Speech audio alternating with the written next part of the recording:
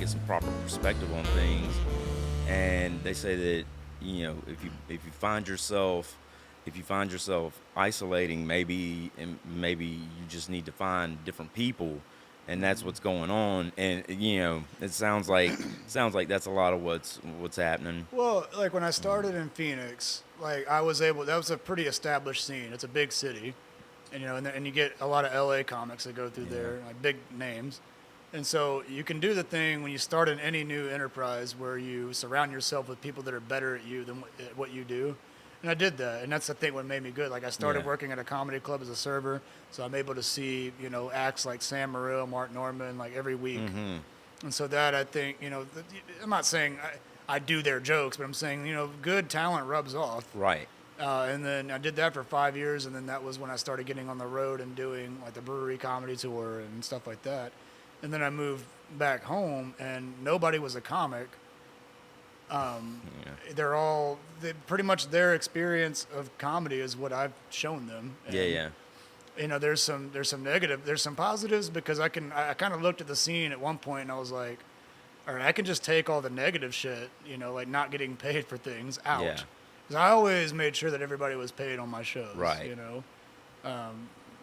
I don't do the whole free booking, I don't do the guest spot. I mean, if you're at a show and you like really want a guest spot, I'll throw you on. But I tried everything I could because I wanted to increase the value, especially in a city. What a lot of the comics there don't understand is that we're in where we live is a casino town. And so everybody in town, all the bars, they really love catering to what I call the Jimmy Buffett crowd. Yeah. Older white people that have a little bit of money. Yeah. And it's like that they'll pay, I've seen bars will pay like $800 for a cover band. Yeah. But, when it comes to comedy, when I first moved back, they kind of thought of comedy as like a neat little thing. Yeah. And I would like pitch the idea of like, hey, let's do comedy at your bar. And they're like, when it came down to talking about pay, it was like, oh, well, we could just give you a bar tab. Yeah. It's like, you want me to produce and to host an entire show where I'm bringing in like actual talent? No. Yeah. And I had to deal with that for a long time. And so like having to be the in-between, from these venues. And then I have open mic level comics that are just bitching about stuff that's like, why? Like, I didn't see a lot of it coming. I had one that like bitched about a flyer that I made, because it was just, I don't really even know what the complaint was. I'm not saying I'm a graphic artist. Yeah. I never did promise that. Yeah. I do think I've gotten better over the years. Right. But still, y'all don't realize like how fragile the scene is because it's just one guy running it. And I always was like, please, y'all need to start rooms yourselves. Otherwise, this is going to die out. Was this a case of bitching to you but not doing anything about it? Okay, the last 3 years has been that. And I don't want to. There are good comics and there are comics that understand it, and even ones that I have had troubles with, they have kind of learned since then because a lot of them have gotten on the road and they kind of see, oh, this is the real world, And I do kind of look back and I remember making mistakes when I first started. I was like, for me, I think it was I just got out of the Marine Corps, and I wasn't just like a Marine. I was like a counterintelligence officer. Yeah. So part of my job was flying to the border of Pakistan to drop off money for sources and That's shit. some badass shit right So I there. do that, and then I go to the next leadership role I get in life is like leading a bunch of comedians who. Yeah. But then because when I first got to Phoenix, it was like I was really From the aggressive. platoon to lampoons, huh? Yeah. Yeah. My first experience in comedy was getting into Phoenix, and I took it like a job pretty quickly. I was like, I want to get booked, and how do I do that? But there's not like there's books, but most people that sell books are just comics that are trying to make a buck. You know? There's not like a genuine like a college peer edited textbook that teach you how to do comedy, or how to more specifically deal with the industry. I was way too headstrong about. There's a Bible, but not all Bibles are meant to be taken 100%. Yeah. Some of them are just good for rolling joints. Yeah, right, right. Well, so you said you got into it and you wanted to get booked. What did you find was the best way to go about that? Walking directly to the owner of the establishment and be like, I want to get booked. Because either they're going to be like, get the fuck out of my face, or they're going to be like, well, I like your balls. That's what's up. Balls are good. Yeah, man, and it takes some to do that. Most people are more timid than that. Even now, one skill set that I learned through like the last few years of Landmass is that I'm really good at landing rooms to do comedy at, like, because you can't like doing. It's important to do cold emails, but like and calling people, but like walking into the place where they really don't have anywhere to escape. Yeah. They're gonna listen. Like when you look somebody in the eye, they have no choice but to listen to what you're saying. Yeah. So that's a skill set that I've learned. I don't know. Are we recording now? Or We are. As a matter of fact, hi. Welcome to Under the Influencers. My name is Brandon Bruffett. I'm your host. I'm sitting here today with Mississippi-based comic and show producer Krangus Gillespie. Just one show now. Just the one show. I just run one open mic. Yeah, that's it. But your resume checks out. Yeah. So you've had a good string of shows, man. We always loved coming to see you over in Mississippi. You were doing rooms all over. There was a time when like the Mississippi Gulf Coast had the biggest comedy scene in the Southeast. Like, during quarantine when everybody else was closed. When everybody else was closed, that's right. We were going to Mississippi and bringing that COVID back. Do you know what was happening then, dude? What? So like why we were doing comedy shows and like there wasn't any live music either. It was just comedy. So like the governor Tate Reeves put out a thing saying during the quarantine, like no live music allowed. Yeah, I remember that. But he didn't say comedy. That's exactly right. He just literally used the shit out of that loophole. It was all loophole, and we appreciated it. We were getting comics from New Orleans, Florida. Like there was some comics that came from Chicago at one point. Oh yeah. Like, just because they were like hearing. Those guys were they were on the way through. They were on the road. Yeah, those guys were on the road. I remember them.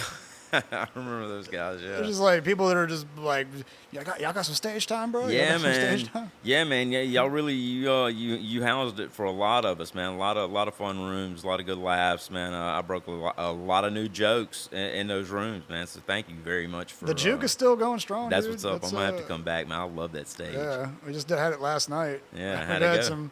Last night it was it's all right. We had two old ladies, and one of them got mad because she wouldn't shut up, and I was like, have you fallen down and still need help getting up? And like did a life alert joke, and she just wasn't having it. And I was like, get out of here, Annette. Annette and Melina. Annette and Melina. Oh, that was their actual names. Yeah. Oh, okay. I was I'm dropping names on this podcast. Is Annette the new Karen? Somebody find them. Yeah. Call Morris Bart and That's then funny find as hell. those two ladies. Yeah, and then get them out of here again. Yeah. Okay. Well, yeah. So you said you're looking at getting on the road, huh? Yeah, dude. I've got. We could do plugs later, but I got some stuff in Baltimore. I got Pensacola this weekend. Hell yeah, it's good. That's awesome. Potential awesome, game show that I really shouldn't talk about. Yeah, that yeah. No, shh. Big things coming. Anyway, yeah. Hopefully, good luck though. So. How long you said you were fresh out of the Marines when you started doing comedy? How long ago was that? 9 years ago. 9 years. Yeah, the very first show that I did, I was still in the Marine Corps, and there was a place called Moondoggies in Pacific Beach near San Diego. Yeah. And walked in, and I was just wasted. All my buddies just dragged me up and like, we're gonna put your name up there. It was like almost like a prank. Yeah. That I did it and got like one decent joke that I still do to this day, and. Yeah, that damn booger joke. That damn booger joke that I hate telling now. That damn booger joke. Everybody's got one. You hate to see it. Yeah, definitely. I've got some booger jokes. I don't pull them out much. We can't flood the market with booger jokes. You gotta keep it. You gotta keep the pricing at the right. I'm very picky when it comes to my booger jokes. Yeah. Yeah, that was a bad attempt. I see that. I see the look of disappointment in your eye. I can hear the sound guy grunting. Yeah. I can hear him like that might have even been the dog. Yeah, that might have been Chuck, man. Fucking anyway. He's like, I'm not your dog anymore. So I have to ask, as a guy with who obviously has the same barber, great haircut. Who does your shit? I mean, there's a you don't right. That was really just a bad joke. He lives in a house. Yeah. Yeah. I know where it is. There's a place in Long Beach that I go to. It's really an uneventful thing, although it's next to a church, so I get. Yeah. Like it's one of them. I'm sitting next to little kids getting their hair cut, and I'm like, it's $10. So yeah, the last punishment fits the crime. I hear you. The last the last even trim up I got was on the guy lived in a house. He did, but his floor was plywood. I was I'm not going back, so I'm looking for a new barber. The best haircut that I ever got, I was on the road, and I was in Beaumont, Texas. Yeah. And it was like one of those college barber shops where it's like like they're learning how to do it. So the haircuts are only like $5, but they might fuck your shit up because they're learning. But I walked in, and it's mostly a black barber shop. And I walked in, and my thing is I let it grow too long because I just don't think about it. And then I'll look in the mirror and like, Jesus Christ, I got to fix this. Yeah. So it was all ratty and everything. And I walked in, and the main barber like looked at me like everybody's black, and he like studied me, and he was like, I got somebody for your ass. And he went and like summoned this little Asian girl. Yeah. And like, bro, best haircut that I ever had. That's like, what's holy up. shit. That's what's up. Yeah. But she had like specifically the kind of haircut that I wanted. I was like, do me up like you. Like, she she had like the hard part. Yeah, like, yeah, and it was definitely one of them like barber shops where you go, I want the number 4. It was one of them. Like they got the menu. Yeah. With pictures. Oh, absolutely. Yeah. You got that close up, multi angles and shit. Yeah. Yeah. I had one in Atlanta at a 24-hour barbershop, and when I went in, it was kind of the same thing. Yeah. And then this one dude was like, "I got you," and I was like, "I bet you do, girl." Yeah. But yeah, good haircut, man. I mean, do you remember how awkward it was when you were like a teenager getting your haircut and you don't like know how to talk to the barber? You're just like, do something, and they're like, "Well, what?" Yeah. Yeah, absolutely. And I always got my hair cut when I was younger by these two ladies that my mom knew, and they were twins, and I never knew which one I was talking to. Sometimes I would think that both of them was one on me. keeps secrets, but the other tells Yeah. lies. You can't. One of them you can't trust at all. That bitch will rob you even with the cape on. That would be the way to rob somebody if you're like halfway through the haircut. Yeah. What you gonna do? You're gonna right you gonna away. leave with that bullshit ass haircut? Push your head to the side and just go in your pocket. But yeah, one of them snipped my ear one time, and I mean, snipped me pretty good, like right at the frenulum. Yeah, I don't know what I would have done if she would have cut me in the frenulum, because I wouldn't have even known what that was yet. But what is the frenulum? The frenulum is a very sensitive part of the penis. It's on the bottom of the penis. I did not mean it that way. Yeah. But It was that old Ron White bit. Take your tongue and flick his frenulum. I like that my anatomy is real strong when it comes to penises. Like, Yeah, I know my penises. I know every fucking part of the penis. And Dude, that was the thing. Like in the Marine Corps, like when you go to the porta shitter, there'd be graffiti and it'd be dicks, and it'd be like just the most anatomically correct. Like veins are labeled. Like then every once in a while there'd be a dude that's like, I'm gonna draw a pussy because y'all are gay or whatever. Yeah. 'Cause Marine Corps is very homoerotic but also homophobic. But then they draw a vagina, but like the penises would be so accurate, but the vaginas would always come out looking like an onion every time. It was like, how many labias does this bitch have? God. How The many clitoris do they is in have? between the 8th and 9th labia. I figure that they have as many labias as they do issues. Yeah. I'm getting canceled. So maybe not. Maybe. Well, I mean, we can edit that out. Women be shopping. If you're scared. Oh my God. Ooh. No. I do a couple of little jokes like that, but they're all women friendly. They are. The women end up liking them. They hate me at first, but they end up liking them. You've heard some of them, don't you? Yeah. A lion's got to eat. Yeah. I'm just lying. Is according to my ex. Anyways, I talk too much about my ex apparently. Oh, is that like your drunk thing? Like, oh, he's talking about his ex again. No, and I'm not Go even, to bed, Brandon. And I'm not drunk. That's a running theme. Well, let's too. fix that and hear about. That's a running theme Diane. too. Yeah, that's funny. Oh man, never I definitely mind. have a friend that his thing is when he gets really drunk and he'll start talking about how oh, his dick is so big and it's such a problem. Holy He's shit. that guy. Like, he'll get sad about his big dick. Like, Man, it's so annoying. That is definitely annoying, and fuck that. Like, I've seen whoever that is. him shed a tear over this one night, just drunk. Over a big cock. I can't put my dick in people. Is it that? Yeah, but you can I haven't still seen it. swap So them with it. he could be I doing the mean, thing where he's saying that, just to, I don't know, but I mean, I don't know. he does seem like the big dick type. I mean, Extraordinary claims require extraordinary evidence. It's too big to put in people? That's humongous.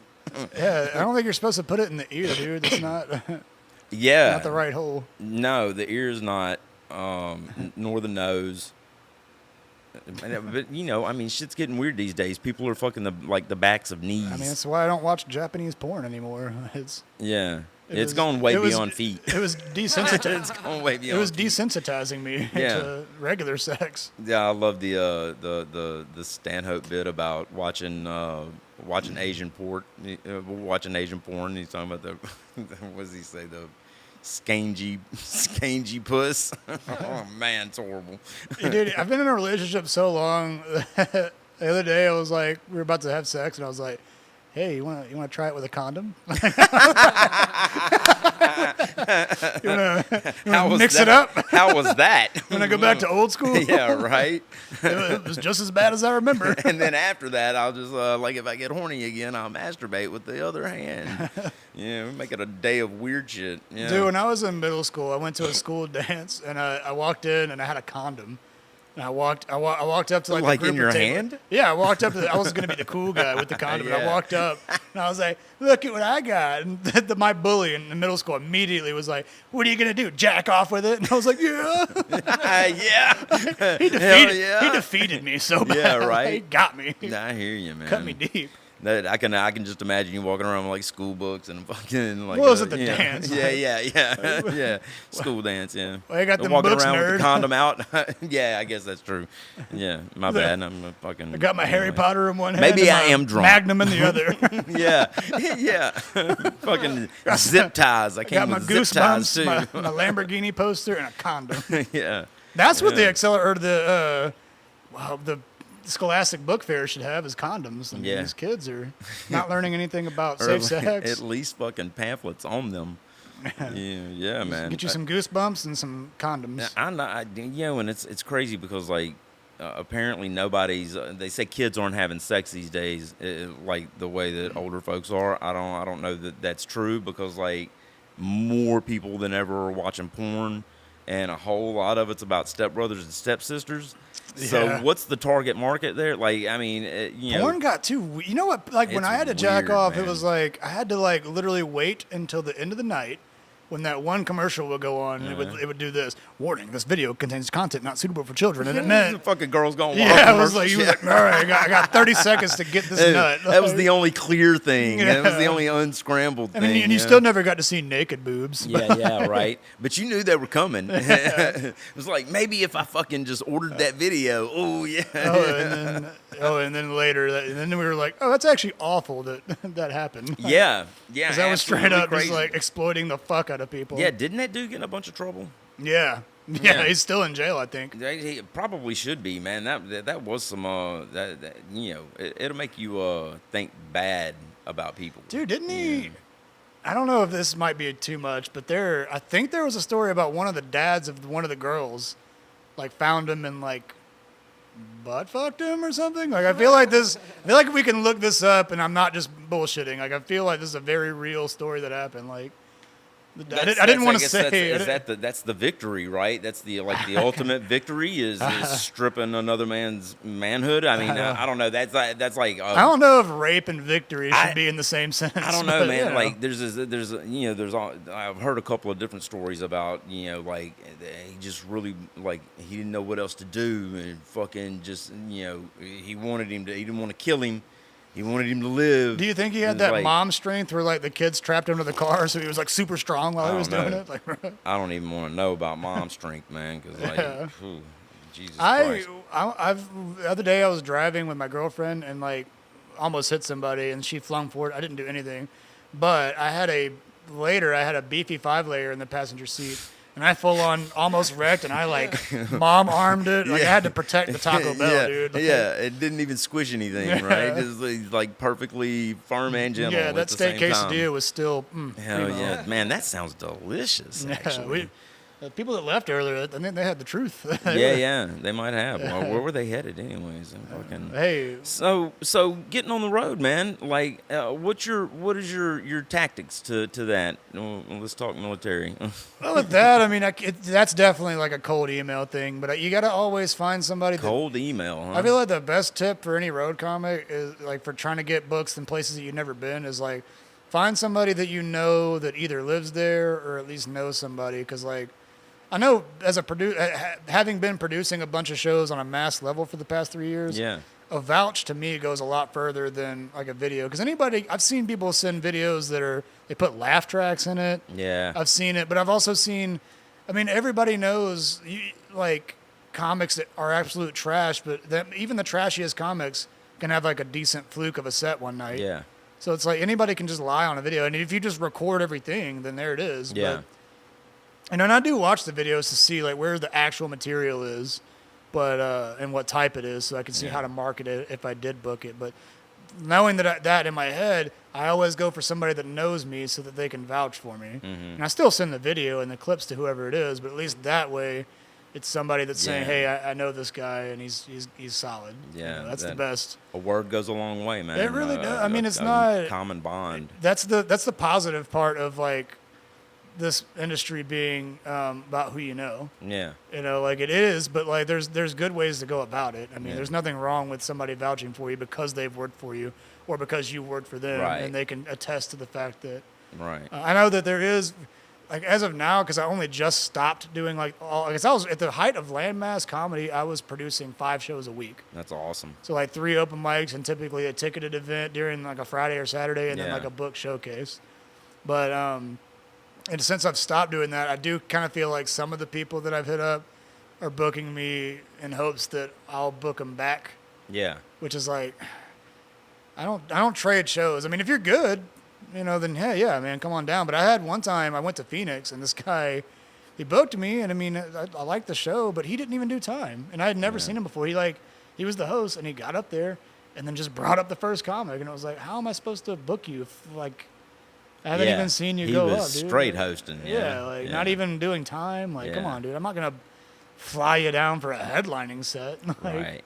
for that, you know. But Yeah, fly you from From Phoenix your to home. here, Like, like, yeah, that's crazy. and put you up in my house, like, That's crazy. That's a lot of expense, man. yeah. Yeah, you got to have something proven for that. So, what's your on the road? Where's your favorite place to perform? What city you like best? I mean, it'd be wild if I ever got to return, just because of the logistics. But honestly, I've done jokes about this. Gillette, Wyoming. And what about that's? Dude, I mean, what about so this was when I Gillette, worked for the Wyoming? brewery comedy tour. And, Is that where they make it the razors? It was actually a. It was. I think one of the other comics did a joke about that, and everybody groaned. Oh, okay. It was one of them like, yeah, I'm sure. "Oh, we haven't heard that before." I was seriously asking. It wasn't even a joke. I don't know. I have no yeah. idea. But dude, like the joke I have is like, so. If you want me to do, I've actually done bits already, but Yeah. like whatever. It's been organic, so. But one of the jokes that I do is like literally, this is a real story. After the show, these 2 women, they came up to me, and they're like, "Oh, you're from Mississippi." It was weird because the audience, it was like the people that were hanging out with me afterwards. It was a good Yes. show, by the way. I loved it. I loved it. They were rowdy, but like the good rowdy, where they're like, you know, participating, but not like interrupting punchline. Yeah. But it did kind of feel like everybody was like, "We're from this part of the country, and we're rednecks. What kind of redneck are you?" And I'm Yeah. like, "I'm not really that. Like, Yeah. the Mississippi Gulf Coast isn't. If you've ever been there, it's not quite like the rest of Mississippi, dude. Right. Like, it's a little bit more Florida than anything. Yeah, it definitely is. Or Dolphin Island. Yeah, like it's a resort town, definitely- dude. Like we're not. Yeah. We're a little bit a lot more of salt progressive. life. And, A lot of salt life shit. but like these ladies, Guy like Harvey. they were drunk, by the way, and one of them looks at me and goes, "Well, I just want to let you know that I've been fucking my stepbrother for 7 years." Holy shit. Like she said this, like what was I gonna one up her? Like Yeah. Like, so what? I've been fucking him for 10. I've been common law married to my grandpappy for 9. Yeah. I don't know, man. people don't put it past us. So you could say some wild off shit like that. The negative aspect, though, was I don't do this on stage, but outside this is a pretty predominantly white crowd hanging out. So again, Mississippi, and they're like, they want to. They felt like they were really wanting to show me like, oh, you think you're redneck? Like, and I'm like, I'm not trying to say that. Like, I'm I'm just Krangus, dude. Yeah. I'm just Krangus. And this one dude, so there was a black guy drives by, and I remember the feeling. This dude next to me, he was trying to like impress me, and that's what felt gross about it. He looks at me and kind of smirks, and then goes, "Hey, get out of here!" Hard R, just dropped it. Oh my god. Like straight up like 1950s racism, and I like.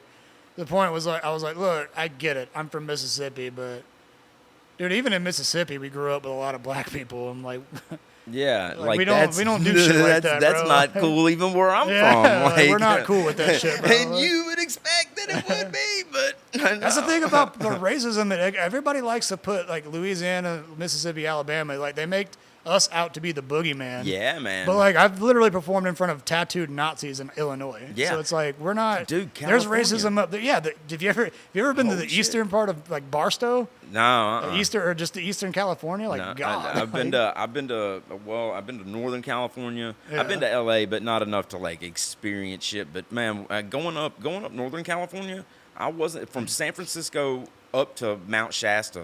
Yeah. I was not ready for the racism that I experienced on both sides of the line, man. Like, yeah, but it's like it goes unchecked because everybody just goes, "Oh, that just happens in Mississippi," and it's like actually, we have a much larger black population, so we grew up with other black people, so we don't do that shit. That's right. I mean, I'm not saying it doesn't exist. Yeah, no, it definitely does. But I'm saying, like, don't make us out to be the bad guy Right. when you got that shit in your backyard. Yeah, Like, man. Everybody, there's shit players on every team, and there are shitty people everywhere. But there are also awesome people, on both sides, on all sides, every side. That definitely. I think my biggest lesson in racism was when I was in Afghanistan. So I was a linguist, and I had to work with the Afghan army a lot, and I was trying to get one of the guys, and to me, I'm like, these are all Afghan people, just working together. And I was trying to get these people to do a thing. We were training them, and like, hey, do this. And he was like, I won't work with that filthy Hazara, which is a tribal group out there. Yeah. And the Hazaras were actually a slave race in Afghanistan for a long time. Yeah. They're actually they're supposedly the descendants of the Mongolian invasion. Oh, okay. So they have Asian features, Yeah. But I was like, what the fuck? And then it hit me. I was like, there's racism. Every other country has their own racism, Right. like that doesn't even involve white and black. It's Oh, I often say that even if we fix the problem here, even if we fix it here, it's still everywhere. there's still Asia. All of it. You ever see like like Asian people, like Chinese and Japanese, like dude, they hate on like people like we would not be able to. The nuances are so small that we would not even be able to notice the differences in them, and they hate along those class lines and shit. Like it's just it's man, holy shit, man. They say Japanese are the worst. I don't know that, but like that's what I hear. That's fucking crazy. There's I don't real Chinese of you to say. Yeah, very Chinese of me to say. Yeah. I'm glad the sound guy's on our side and not like this is our last episode. Yeah. Nah, well, I don't know why that would. I mean, it's it's a stark truth, man. Like it really is. What do you do about that problem? To me, it's an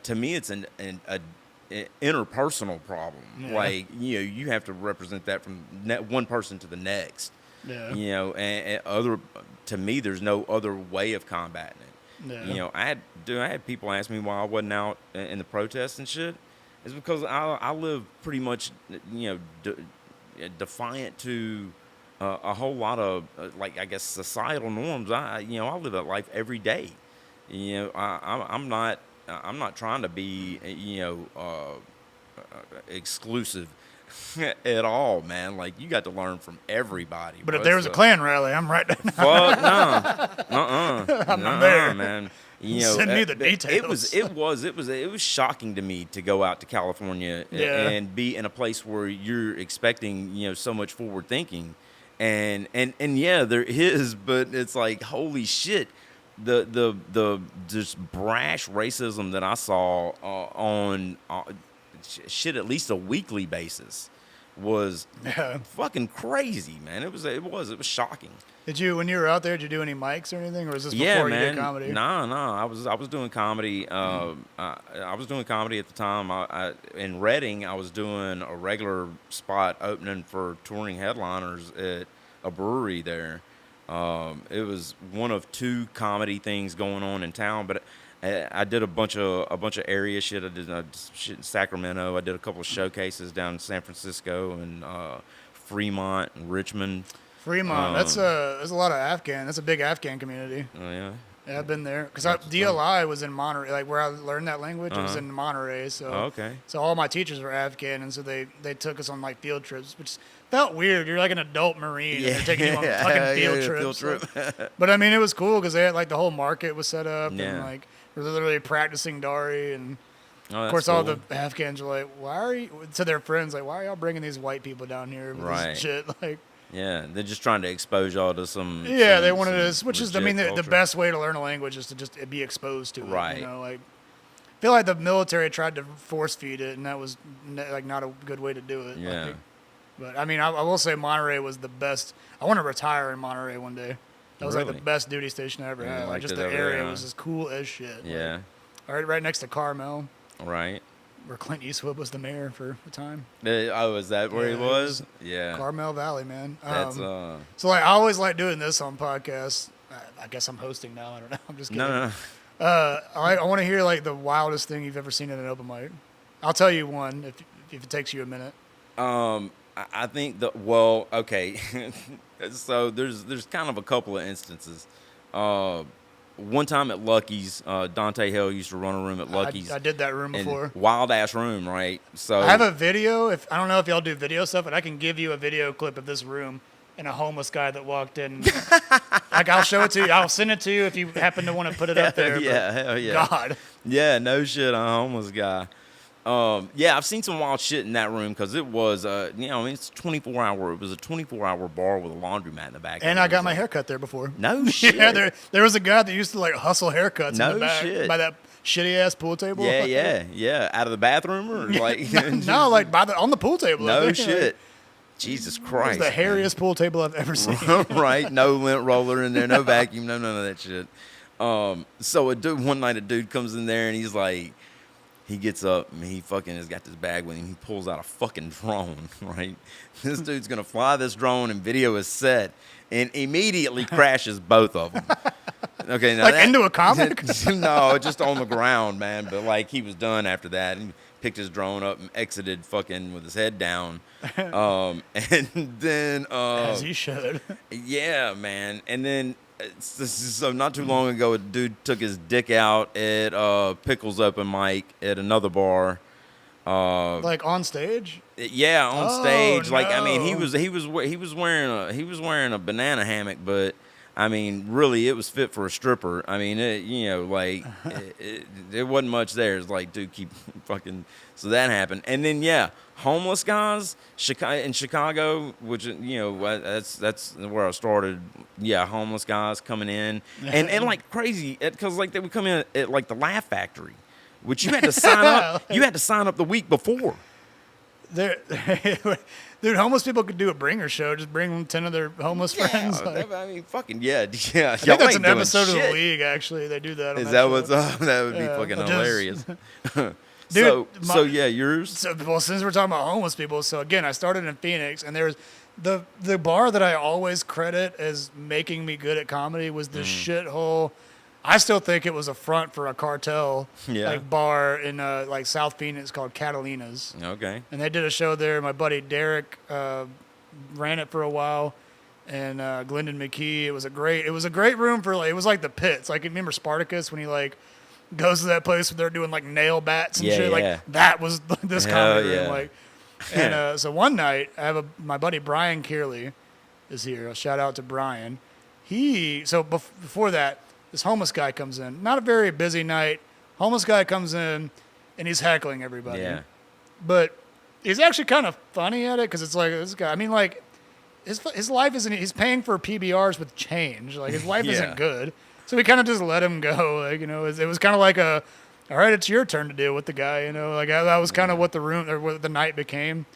And so he gets to Brian, probably like 10 or 11 comics deep.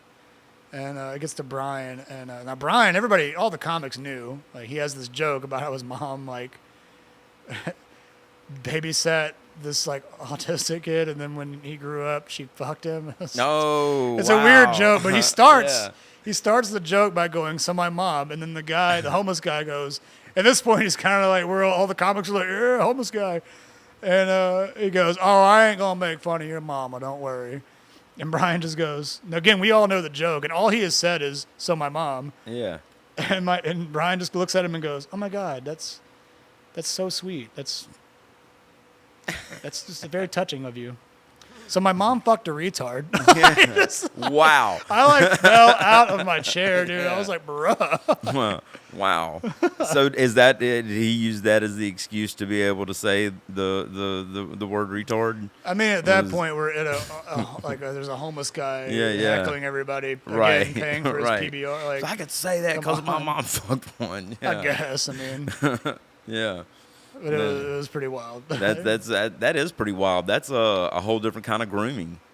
There was a dude in Tucson that I wasn't at this show, but I always heard about it because like everybody, it was one of them like it happened, and then I got into a bunch of group chats about this. But Yeah. so the bar, I have been to the venue, but it's like one of them like on the city block, and there's like those iron gate like spear things, Yeah, yeah. which is important for later. Yeah, yeah. That's what separates the Okay. sidewalk from the Okay. bar. And this dude outside of the bar like saw the comedy show and he's heckling. And I don't know what the comic said. Again, I wasn't there, but he's like, fuck you, one of these fuck you back and forth. So Yeah, the yeah. guy like wants to try to fight him. He tries to climb over that fence, slips, and his full bicep goes through one of those spears, like one of those like wrought iron fence like spear things. Like, Impaled. it just impaled him. I was Oh like, my God. holy shit! Holy fuck! Did he pull off of it? No. I don't know. I wish I was there to. Ooh. Yeah, that's like through the brachiocephalic. That could be fatal. Man, you know every part of the upper arm too. Penises and upper arms. Penises and upper arms. I They're do just- dick they're and both bicep day at the muscles. They're gym. just both muscles, and that's how I look at them. The Yeah. dick isn't a muscle. Yeah. Whatever. What if your dick had like knuckles, like a thumb? what if your dick was a thumb? Make hitchhiking better. What are you doing? I'm double hiking. Fucking yeah, yeah. That way you wouldn't be able to get pulled over or get arrested for indecent exposure. You can't get pulled over. You're already you're pulled over. Yeah, Dude, have that's you why ever I said gotten arrested. Have you ever gotten pulled over by like a bicycle cop? No, I straight did one time. I swear. I would have to be running. And I was kind of drinking, like not like to the point where it was bad, but he like I guess I had already parked, and he like rolled up next to me. And I was already getting out, and he's like, "Oh, sir," and I just went, "No." I swear. Yeah, no, I just walked in. And he just kind of went, Yeah. fucked off. I was like, "Oh, those dudes really aren't that serious." Just heckling the cops. Like I wasn't drunk, but I was drunk enough to just Yeah. be like, "No." Don't let these bicycle shorts whatever you fool got, you. no. Yeah. Nah, bicycle cops, man. I don't know. I've never had much interaction with them. No. Well, he was like a timid dude. I was like, "You shouldn't Yeah. be a cop, dude." Well, that's why he was on a bike. Or maybe all cops should be that kind of dude. You know. I don't know about that. I used to man. hear about like the Afghan teachers that I had would tell us about like Afghanistan in the '60s when it was Yeah. like a tourist trap and like people would hike through it and it wasn't like dangerous. Like before the Russians invaded and then Yeah. America got involved. But they were like one of my teachers, Ustad Haruni, was like, "Yeah, if you got pulled over by the cops, you would just bribe him by taking him to lunch." Yeah, no. And I was like, "What a cool like Mr. Rogers neighborhood shit that is!" Like, Yeah, fucking- your cops wearing a cardigan. you just take him to lunch and then you have a Yeah. new friend. That would be something, man. And like now you got cops on your side. That's Yeah. fucking. That's all. I would I actually imagine be like awesome. the cop himself just like, I'm hungry. Yeah. Pull Salisbury somebody steak. Salisbury steak. Yeah. I don't Yeah. think that's an Afghan dish. It doesn't matter, man. Some Afghans like Salisbury steak, bro. You can like Salisbury steak if you're Afghani. You Oh, have can you like heard that story before? from me? Salisbury steak. No, A few years ago, I was like, I feel like I'm doing too many bits on a podcast, but I'm doing it organically, so whatever. Yeah, but yeah. This dude, he was like on the street in Phoenix, and I could tell he could speak Dari, which is the language Yeah. I speak, but he didn't know English, and he was lost, and I was like, I can help him. And I was Okay. like, "Come back, eat the Asdarin," and he's like, "Oh my God, yeah," and we're talking, and I get him to Did where he he's come going. back in English like that? Oh my God! No, yeah. I mean I'm not. But I mean for the Yeah. purposes. Of, Yeah, nah. This is a dub, not a sub. Yeah. So No, it'd be awesome if you did. Like, fucking right. But he was like, at the end of he was talking to me and he was asking me like, why do you know our? And I was like, translator of the Marine Corps. Huh? Mm-hmm. And afterwards he was like, come to my family's shop tomorrow and I take you to Denny's. And I was like, what? For It kind a of true felt like American experience. it felt like that Demolition Man thing where like he Yeah. takes him to Taco Bell. yeah. But Yeah. like it hit me though. I was like, oh, like because through the conversation, it was like it was first day in America. Yeah. And he was just kind of walking around, like seeing the sights, because he was in like the tourist part of Scottsdale, you Right. know, where they got all the leather shops and cowboy shit, and I hit me. I was like, oh, he must have got off of a red eye, and then like he wanted to eat, so the only thing that was open was Denny's, and he just Yeah. immediately was like, yes, Yeah, this yeah. is the pinnacle of America, Yeah. right here. Yeah, if it would have been a Waffle House, that's Yeah. the same difference. But Denny's is way better than Waffle House, though, man. Dude, I feel like they've gotten their stride, but Waffle House has always been there for you, bro. yeah, Waffle House. you're right. It always has, man. But like, damn, a lot of fights go on in Waffle Houses, man. Yeah, but the servers are also fighters. They're Yeah. I think Waffle House people, like I think to be a cop, you should work at Waffle House for a year. to be a cop. I think that should be the Wow. prerequisite. Man, I remember my dad, when I was young, we'd go on a lot of road trips, go see my grandparents up in Missouri, right? And Waffle House was road food. But, Yeah. like, dude, the staff was way different. It was like the same lady that took your order was going to cook it, and she was probably going to be smoking a cigarette. Yeah, The if she's not whole smoking time. a cigarette, your food's gonna be trash. Yeah, oh my God, yeah. I want some ash in my shit. Yeah. Come on, fucking yeah. And have you ever gone on a Waffle House and played the Waffle House soundtrack? band. Oh my yes. God, Raisins in my hell toast, yeah, fucking dude. raisins. The whole soundtrack By is the way, just as the awful. staff hates it. Yeah, they hate it. They hate it. They are not down for that at all. They feel like it's a mockery, but I'm really just like, I am looking for my special lady at the Waffle House. You know? I got my library card and my goosebumps. I like my eggs over easy, and I like to listen to songs about it. You walk into the So, Waffle House, I'm here to fuck. Yeah. Where's Delarice? I am trying to fuck. That's way too specific of a name. No. That was all one name. You courted. That was all one name. That was the first name. I know, it's still very That wasn't- specific. That was that. You but- courted Delarice, didn't you? No, You well, courted I her. tried. I would. I would. She ain't having it. I mean, she's gonna be the fighter, Yeah, and you're nah. a comedian, so she's gonna be the breadwinner too. She is not down for me, man. She's not. I reached out, but she's not really down for social media either. So Oh, you didn't even talk to her. You just hit her no. up. I Kinda got an slide in her automated. I got an DMs. automated message back that said she's got too many friends. You can't be one. So Dude, I was gave yesterday scrolling through Facebook and I saw some people I went to high school with, and I was Yeah. like, you're a meth head now. But then I was like, wait a minute, they're probably looking at me like, oh, you do comedy open mics. Like, yeah. this Yeah. little bitch. Like, I mean, this is Mississippi folk? yeah. No, yeah, they're methods. That's for where I sure. grew up, man. They are methods for sure, man. I grew up out in the country. Out in yeah. Latimer. Yeah, Latimer. Where Dude, we is have that? a, Where we, is we that? we need to get you involved this year. So we have it's not a comedy thing. I In mean, there's what? some comedians that go to this, but I have a best friend, Mm-hmm. and he's the every comedian has one, like the guy that's not a comedian but the funniest person that they know. Right. He's my guy. Okay. And him and his family do this thing every year where everybody buys like a bug zapper, and we go to their house because they live out in the woods. Yeah.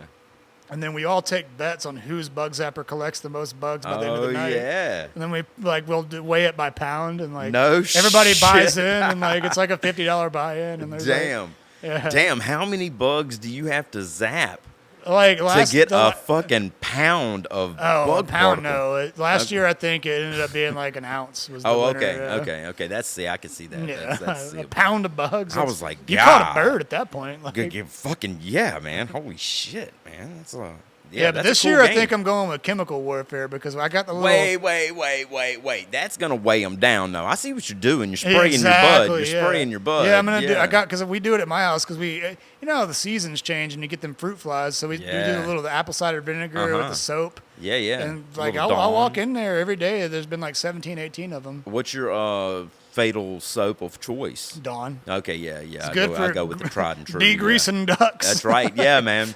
Yeah, dude, and killing fruit flies. Yeah. Absolutely, I love that. That's what they're best known for is not even dishes, but ducks, cleaning ducks. I've You know? never needed to clean a duck. I mean, God damn it. I was waiting for them to do the, yeah, fucking. Now we're teaming with Duck Dynasty. Fuck these ducks. Fucking clean this blood off of them.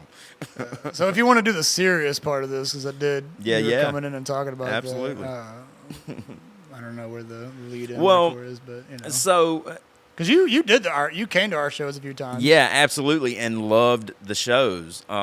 We've always had a great time. We had a good little crew that was going over there. Yeah. And I've been over there with a couple of other bookers, but so why stray away from that? Because it seemed like you had a really solid thing going on. I know that you were managing well. Yeah, I mean, and I got to a crossroads of like 6 months ago where I was like, I was so stressed all the time because again, I'm having to deal with open micer comedians that don't know the rest of the world of comedy. Mm-hmm.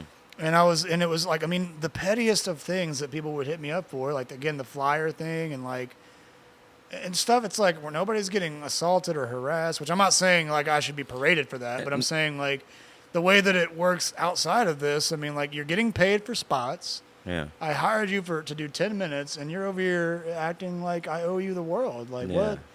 And you're bitching about it, but what are you doing to make the scene better? Because Right. I don't want to be the only guy running all these shows. And I've said that, but I don't think people believe me. Yeah. Because, again, I was running like 5 shows a week, and it hit me whenever I was hanging out with one of the comics, and they were like, she literally was like, you need to just stop producing so we can have room for it. And I was like, motherfucker, like, you're basically saying that I should just stop working so that your weak ass can move up. Like, no, just get out there and do it. Like, you Yeah. don't need my help.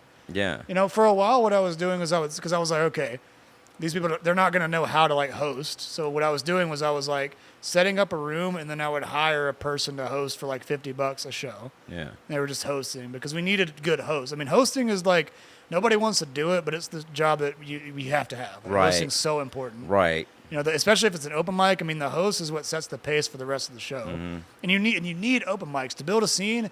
You can't just have showcases because then you're just gonna have the same 5 comics every time. Right. You got to have open mics to showcase new talent and like recruit new talent. Yeah. Like I've started, like I was thinking about doing like a little marker on the wall at the Juke, but we've started like over 30 comics out there. That's what's Some up. that just never came back, but a lot that still. Lino Rodriguez came out there. That was his Yeah. first show. Like Yeah. I mean, he's killing it out here. Yeah. Love I mean, Lino, man. Love Lino. yeah, dude, Shouts I out mean, to Lino. But it was just like I had to get to a point where I was like, I could do this, and I got better at it because I learned after the first year that this isn't the Marine Corps, and I'm not going to be able to just chew people out whenever Now, they. did you were going about this mostly by yourself and, Yeah. and hiring as you went along, right? Yeah. Per event, or did you have go-tos? Yeah, I mean, I had like Jacob Craig was running a show for. That's what I'm saying. Like I was hiring people, and then they were kind of like the. If it's like a nobility, then it'd be me, and then like the nobles, and then it would be like the people that were running those mics because they Yeah. also had first dibs on the book shows and stuff. But Right. I was trying to make something out of it. I really wanted it to be like a union. Well, That was the dream, is that everybody piles their money together. yeah. And then we pull from that. But then the reason I didn't do that was because I was like, and this was during quarantine, but we were still opening, so nobody had anything to do, but nobody was willing to do the legwork Yeah. to go and like talk to these venues. And I was like, okay, I'm not gonna pool my money if I'm the one doing literally everything. Yeah. Like, I guess this is why communism doesn't work. Like, whatever. But Yeah. so I got to the point where now I'm just gonna do it this way, where I was like hiring people to do it, and then I was running 3 to 5 shows a week. But then I realized like I didn't get into this for that. Because the future of it was I'm going to end up having to open a comedy club. Yeah.